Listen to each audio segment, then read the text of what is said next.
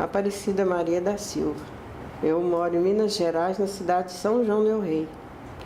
Foi por volta de 2001, a minha irmã recebeu de uma amiga da gente um folheto, desse que o Eugênio distribui.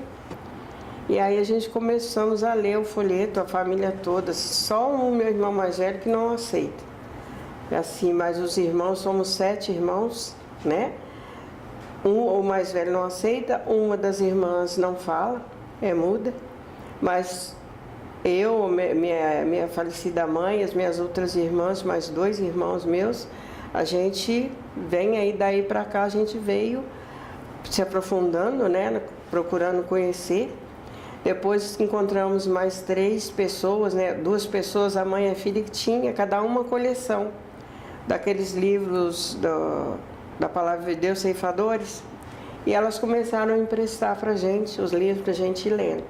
E a gente pegava um, lia, ia passando de um irmão para o outro, né? Minha cunhada também, sobrinhos, e a gente começou a ler. Acabou que nós acabamos ganhando quase que a coleção inteira dos livros da moça, porque essa pessoa que emprestou os livros para nós não se interessou. Elas não chegaram a ler os livros, porque no começo, né, que começaram a ler os livros, achou que estava pedindo muito, porque quando começa aqui, né, aí o povo não gosta.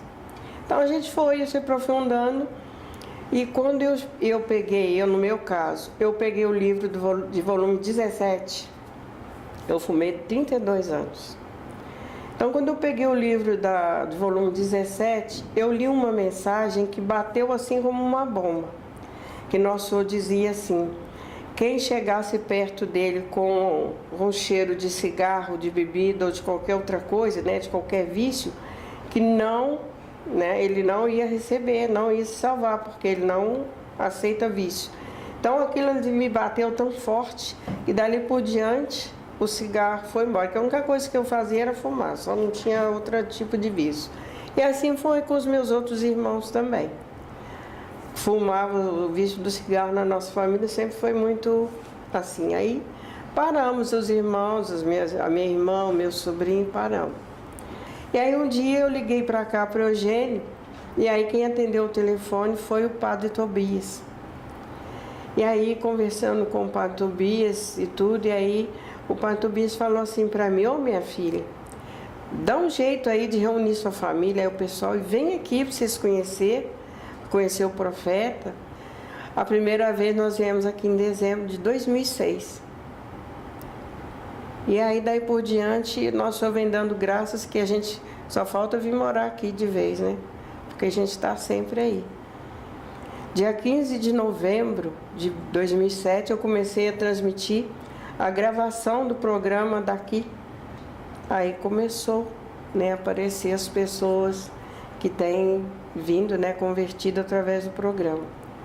E quando foi em 2008, eu comecei a fazer o programa também ao vivo. E à noite tem as 2 horas, que é o programa que a gente coloca. E o mais interessante disso tudo é que eu vou contar para vocês o que é mais interessante disso.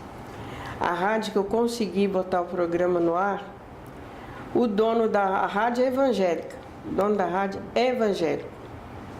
E daí por diante a outra igreja romana começou a querer introduzir outros programas ali no meio, sabe? Para tentar atrapalhar a gente ali. Foi muita perseguição. Mas agora, por final agora, né?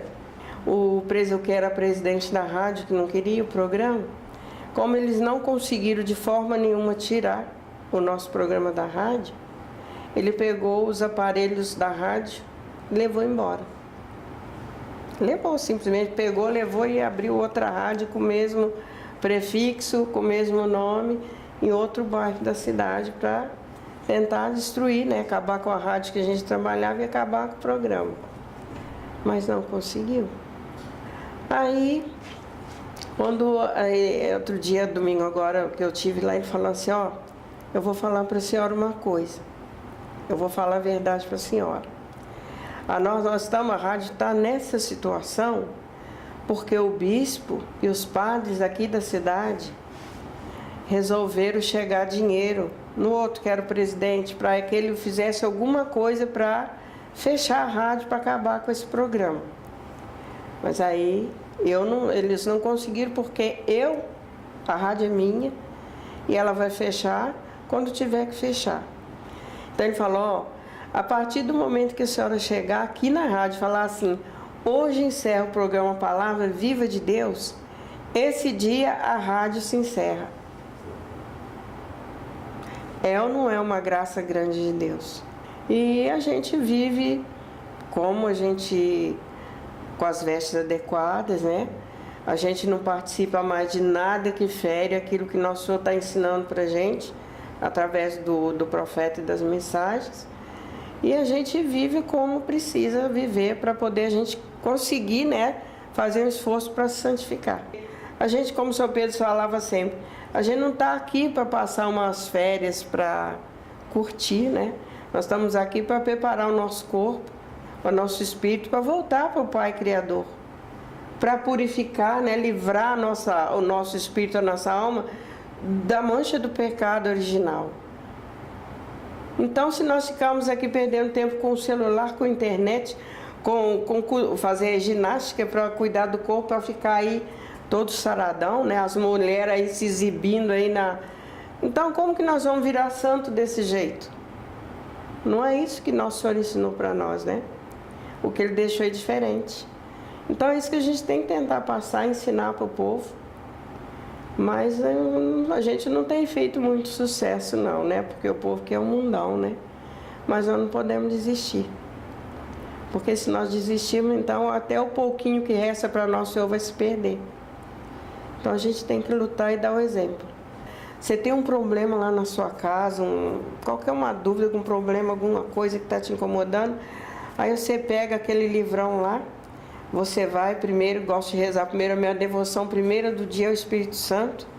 Você vai ali, pega, reza primeiro, pede a Ele discernimento, sabedoria, esclarecimento.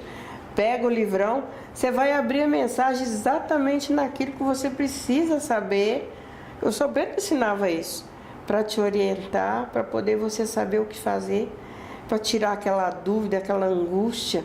Às vezes você está ali, né, com seu coração apertadinho.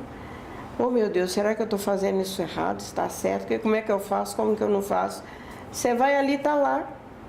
Então não julgue antes de saber, antes de ler, antes de procurar entender. Fui à Santa Missa, estava bem, não tinha nada. Ao decorrer da missa eu comecei a sentir uma dor de cabeça, mas doía muito a minha cabeça, como eu nunca tinha tido. Doía essa parte assim, doía muito a minha cabeça. E eu saí tão desnorteada ali da missa, a hora que terminou, que eu saí caminhando sozinha, não falei com ninguém. Saí caminhando sozinha, fui parar lá na capela dele. E aí me ajoelhei lá e estou lá rezando e a minha cabeça doía.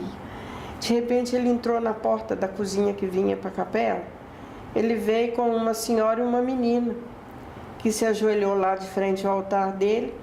E ele foi ali, benzeu elas e ungiu a cabeça delas, depois rezou um Pai Nosso, Ave Maria, eu rezei junto, e as duas saíram de volta pelo mesmo caminho que entraram.